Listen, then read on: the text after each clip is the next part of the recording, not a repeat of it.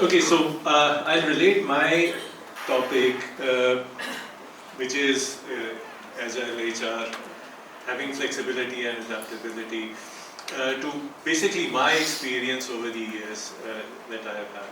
So disruption sort of started for me very early on in my career. My education is finance.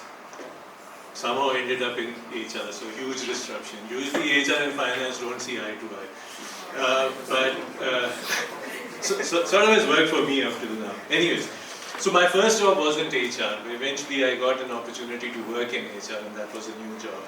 So I got this opportunity, I came home, I was sort of telling everyone that I've had this option to work in HR. And my brother-in-law was visiting from Lahore. And when I told him that I have this opportunity in HR, he had a smirk on his face. And I was like, kya hua bhai? And he said, you know what HR stands for? And I said, human resources. So yeah, that's not what our employees think. So we think HR stands for Hale Rend. So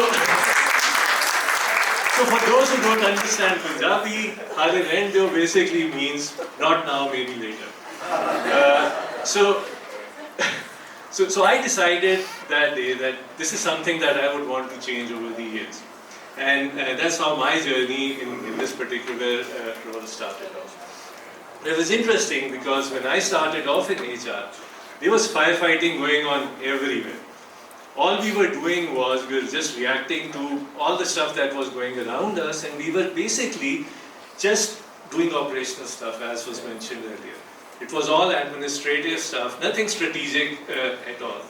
And I knew that we had to change all of this if we were to progress and create any value for the organization that we were working for. So when you think of HR, what comes to your mind immediately? So it's laws, lots of policies, procedures. So laws are there and they have to be followed because we want to make sure that the basic rights to employees are given.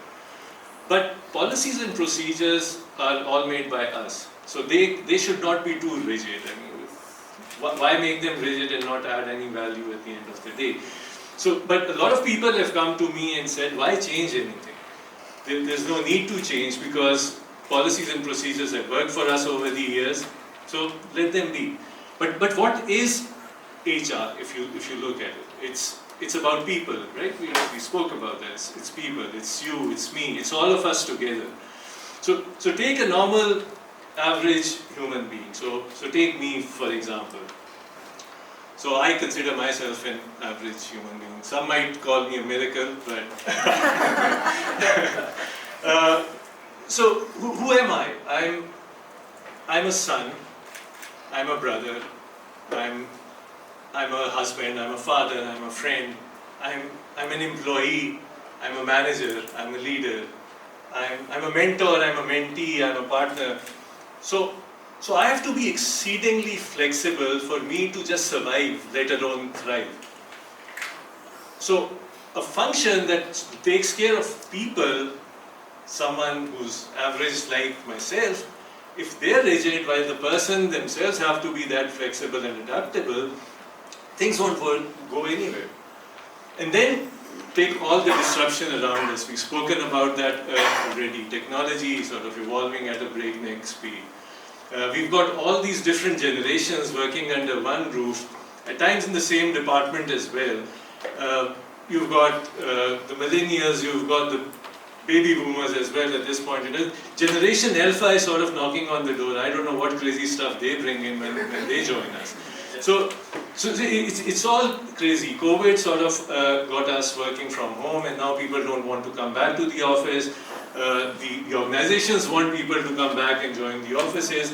COVID gave people opportunity to start freelancing and working from home, making money. Now the organizations say you have to stop doing all of that and just sort of have a paycheck from us.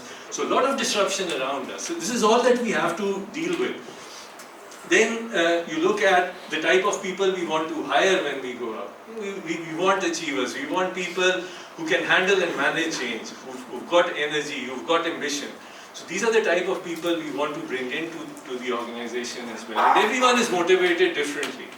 again, if I look at myself at different stages of my life, of my career, there were different motivations. There was time when maybe it was learning and development, and then it was compensation because I got married, benefits, maybe more responsibility at a certain point in time is what I was craving for, benefits, work-life balance, so on and so forth. So we have to understand what motivates our people as well. And there will be different motivations within the organization. So Agile HR, how does that help us? We need to move quickly in our organizations to make changes because everything around us is so disruptive. If we have to evolve as a function and to add value for the business, we have to have that mindset that we need to make those changes happen. We need to sort of become the superheroes. Hopefully the next movie that comes out has the CHRO as the hero or heroine. And we can absolutely do that because we are the ones who need to lead and ensure that the best talent that we have is able to unleash their potential. So it is us who have to take that particular lead. We are the ones who need to make that thing happen. We are the ones who need to be those leaders. And we need to ensure that next time any employee comes to us, we don't respond by saying, other than thank you.